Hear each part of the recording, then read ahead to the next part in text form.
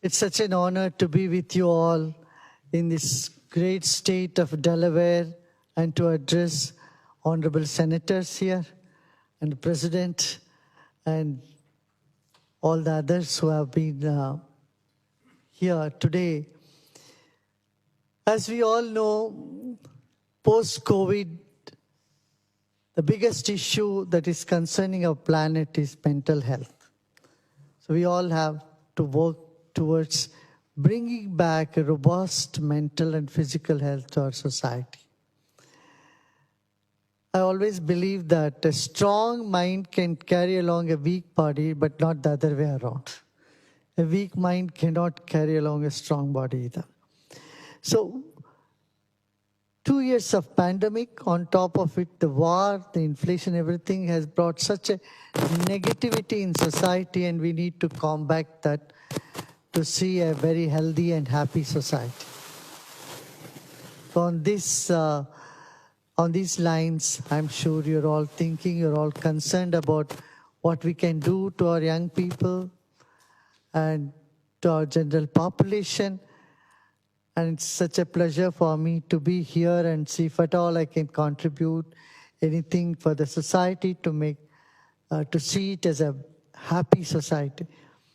I'm sure a state which is such good infrastructure and facilities, very good per capita income for peer population, can very quickly become one of the happiest states in America.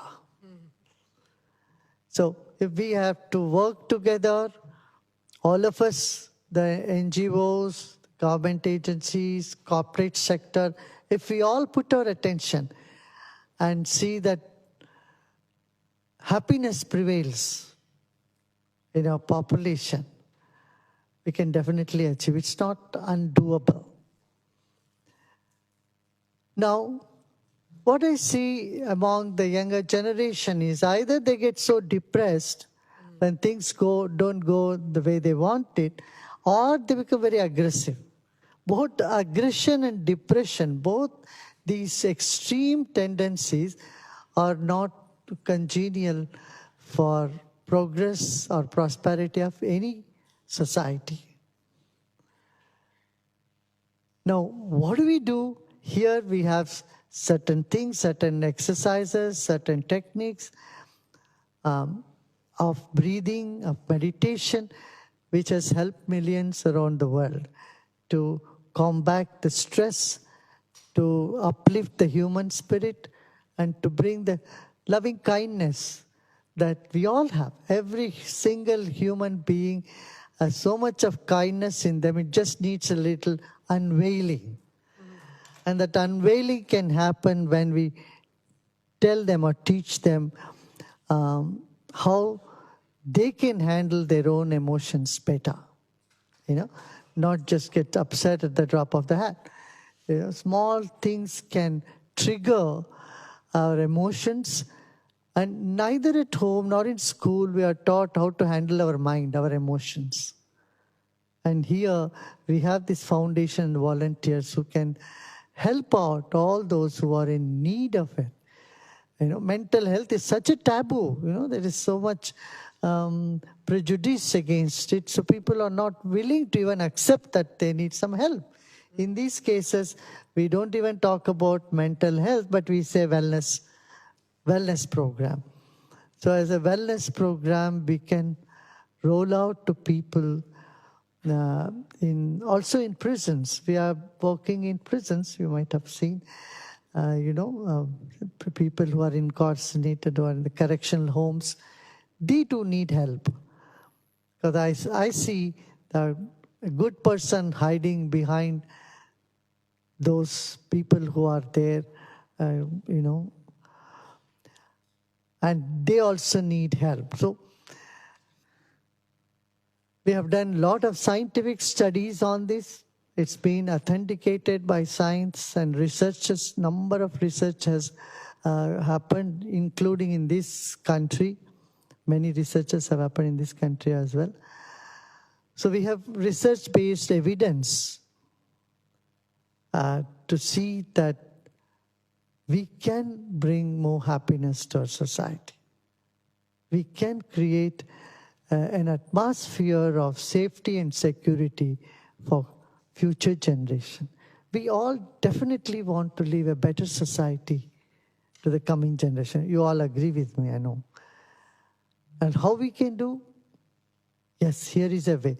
We cannot achieve that goal if society reels under depression, or there is a section of our society is very aggressive. We have to manage that.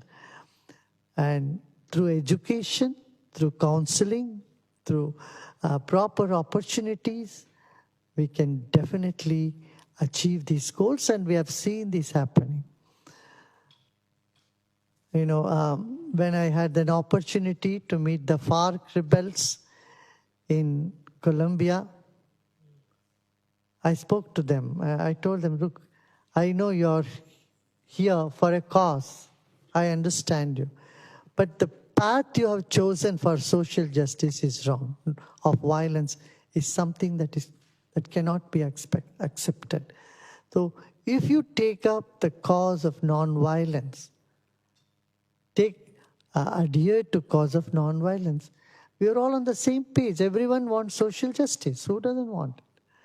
So those few interaction with them made them, they changed their mind, and they came with me to the press conference, and they agreed for the peace process.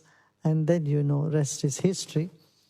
So I see the similar attitudes in people all over the world. If you reach out to them, talk to them, there is a great possibility of transformation. We have done some workshops as Cities for Peace in America.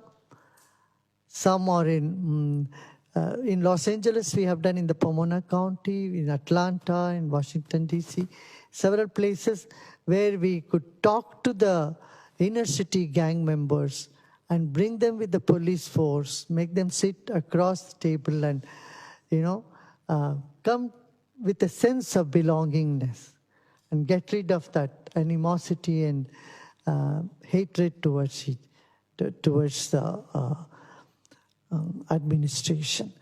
These sort of exercises, I think, could benefit in bringing people. We have seen this happening. And lastly, I would like to say, it pains me a lot to see that so many of our troops who have returned back from Afghan and Iraq war are in depression and they're committing suicide. Mm-hmm.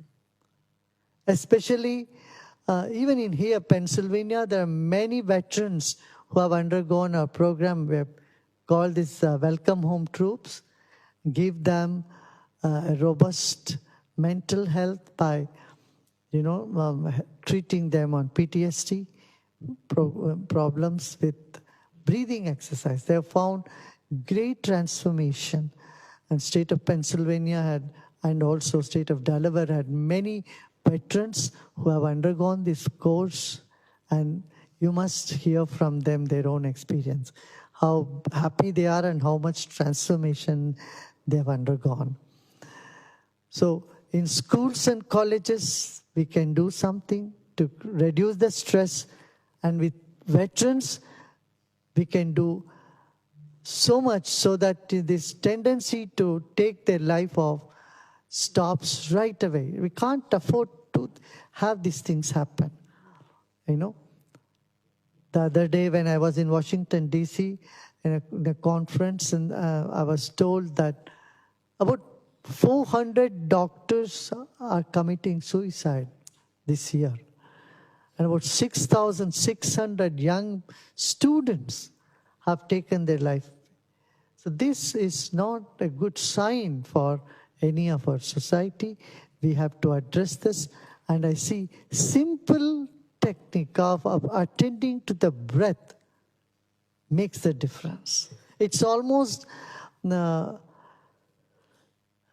unbelievable to say that just breathing exercise could do such a transformation. I say yes, because for every emotion, there is a definite pattern in the breath.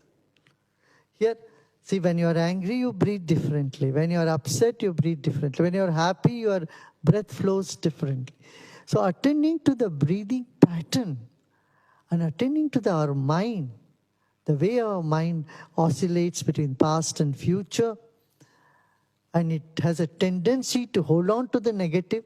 If 10 compliments are given and one insult, our mind latches on to that one insult and chews on it. These are some of the main things that we put attention to. It makes a big difference. And so people feel empowered. They feel they no longer have to feel helpless. Now they have learned something which they can use to make themselves better. And I am with you all, and I say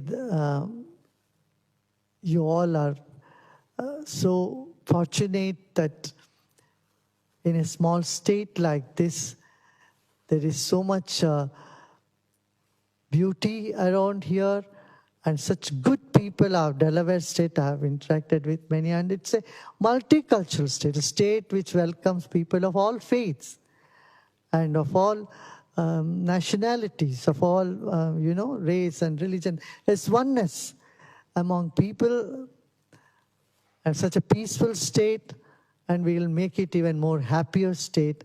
And I'm with you in the service of the state and the people of this place.